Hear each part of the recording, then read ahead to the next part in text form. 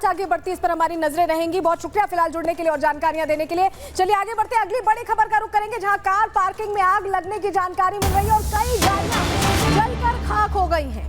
ये बड़ी खबर इस वक्त की हम आपको बता रहे हैं। दिल्ली में दरअसल कार पार्किंग में आग लगी है, भीषण आग, और बताया जा रहा है करीब 17 कारें आग के हवाले हो गई हैं, जलकर खाक हो गई। मधु विहार का ये पूरा मामला, हालांकि आग किस वजह से लगी इसको लेकर अभी कोई जानकारी नहीं। तो दिल्ली की खबर हम आपको बता रहे हैं, 17 कारें जल गई हैं। आग लगने की वजह भी साफ नहीं है, लेकिन तस्वीरें हम आपको दिखा रहे हैं। 9 दमकल की गाड़ियां लगाई गई, उसके बाद आग बुझा ली गई, लेकिन बड़ा नुकसान हो गया उन तमाम लोगों का। दिल्ली के मधु विहार की ये जानकारी हम आपको बता रहे हैं और हमारे सहयोगी साहिल इस वक्त हमारे साथ जुड़ गए हैं। साहिल, क्या जानकारी अब तक मिल पाई है? ये गाड़ियां कहां पर खड़ी थी, कैसे आग लगी, क्या कोई सीसीटीवी फुटेज नहीं है इसका?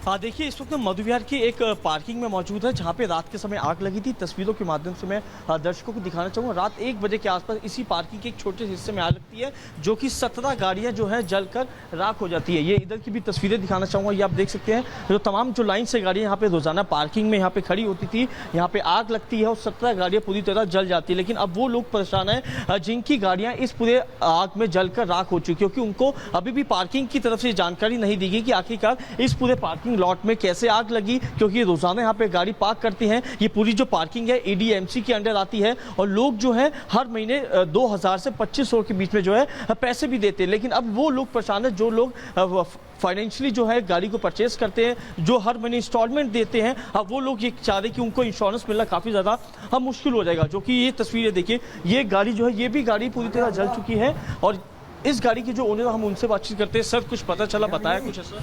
अरे क्या बताएगा, हमको तो फ़ोन तक किसी ने नहीं किया। अभी हम तो पता करें, ऑफिस जाने के लिए लड़का आया तब देखा है गाड़ी जली हुई है सारी जम। और डेली के लगाते थे गाड़ी यहाँ पर, हर महीने की पर्ची का पैसा उनको देते हैं। डेली गाड़ी यहाँ पे पार्क करते हैं। एक तस्वीर और दिखाना चाहूँगा, ये देखिए, ये एक गाड़ी है। इस गाड़ी में जो एसी थे वो भी यहाँ पर पड़े होते हैं, एसी भी पूरी तरह जलकर खाक हो गई। जो ओनर, हम उनसे बातचीत करते हैं। भैया, क्या नाम है आपका?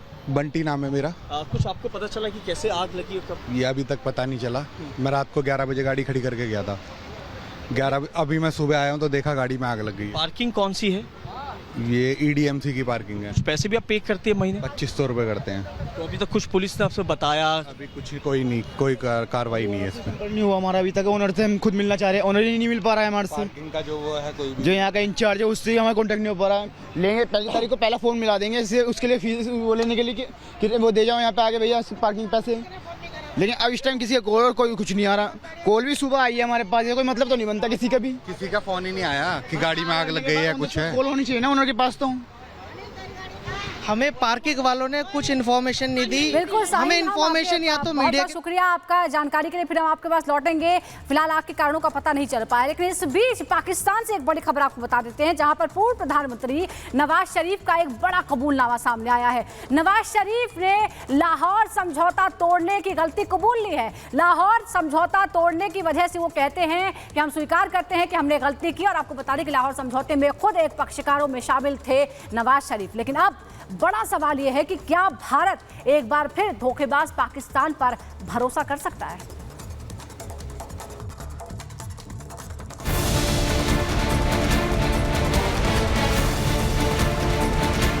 बात है कि हमने मुआहदे की खिलाफ वर्जी की, उसमें हमारा कसूर है।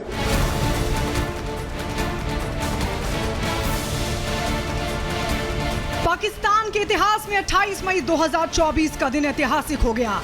आखिरकार पाकिस्तान ने लाहौर समझौते की उल्लंघन की, उस ऐतिहासिक गलती को स्वीकारा जिसे तोड़कर उसने कारगिल में घुसपैठ की साजिश रची, भारत की पीठ में छुरा घोंपा और फिर हार का स्वाद चखकर पूरी दुनिया में जलील हुआ। जिस समझौते की नींव पर पाकिस्तान अपना भविष्य संवार सकता था, अमन और शांति का रास्ता चुन सकता था, उसे तोड़कर पाकिस्तान ने ऐतिहासिक भूल तो कर दी, लेकिन वो हमेशा इसके लिए उल्टा भारत को जिम्मेदार ठहराता रहा। और अब जबकि 2 दशक बाद अमन के उसी रास्ते पर चलकर भारत विकसित देशों की कतार में आने को तैयार है, तो अब पाकिस्तान को अपनी गलती का एहसास हो रहा है। वाजपेयी साहब लाहौर तशरीफ लाए, याद है या नहीं याद है? याददाश्त कमजोर है ना आपकी? तो तशरीफ लाए और हमसे आके यहाँ पे मुआहदा किया। ये अलग बात है कि हमने मुआहदे की खिलाफ वर्जी की उसमें हमारा कसूर है, उसमें हम कसूरवार हैं। नवाज शरीफ अपनी पार्टी पाकिस्तान मुस्लिम लीग नवाज यानी PMLN की मीटिंग में बोल रहे थे और मौका था उनके पार्टी अध्यक्ष चुने जाने का और उस तारीख को याद करने का जिस रोज ठीक 26 साल पहले यानी 28 मई 1998 को पाकिस्तान ने 5 परमाणु परीक्षण किए थे, जिसके बाद भारत और पाकिस्तान के बीच लाहौर में 21 फरवरी 1999 को लाहौर समझौते पर हस्ताक्षर हुए। पाकिस्तान की तरफ से जहां समझौते पर PM नवाज शरीफ ने साइन किए थे, वहीं भारत की तरफ से तत्कालीन प्रधानमंत्री अटल बिहारी वाजपेयी ने उस समझौते पर हस्ताक्षर किया था। लेकिन समझौते के महज 2 महीने बाद ही जम्मू कश्मीर के कारगिल जिले में पाकिस्तानी सेना ने घुसपैठ कर दी, जिसके बाद कारगिल में जो हुआ वो पूरी दुनिया ने देखा। पाकिस्तान को वहां मुंह की तो खानी ही पड़ी, साथ ही लाहौर समझौता निरस्त हो गया। इस गद्दारी के लिए पूरी दुनिया ने पाकिस्तान पर थूका। हालांकि समझौते को तोड़ने की जिम्मेदारी पाकिस्तान के पूर्व राष्ट्रपति और तानाशाह जनरल परवेज मुशर्रफ को माना जाता है, जो करगिल युद्ध के समय पाकिस्तानी आर्मी के अध्यक्ष थे। लेकिन उस वक्त भी प्रधानमंत्री रहने के बावजूद नवाज शरीफ ने उस ऐतिहासिक भूल को नहीं स्वीकारा। लेकिन अब जाकर पाकिस्तान अपनी गलती पर शर्मिंदा हो रहा है। वाजपेयी साहब लाहौर तशरीफ लाए, याद है या नहीं याद है? याददाश्त कमजोर है ना आपकी? तो तशरीफ लाए और हमसे आके यहाँ पे मुआहदा किया। ये अलग बात है कि हमने मुआहदे की खिलाफ वर्जी की, उसमें हमारा कसूर है, उसमें हम कसूरवार हैं।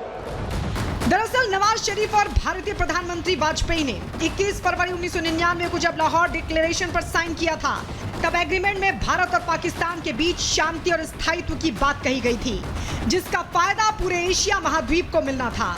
लेकिन पाकिस्तान के लिए वो संजीवनी साबित होता। एग्रीमेंट के तहत जिन मुद्दों पर दोनों देश राजी हुए थे, उनमें सबसे अहम था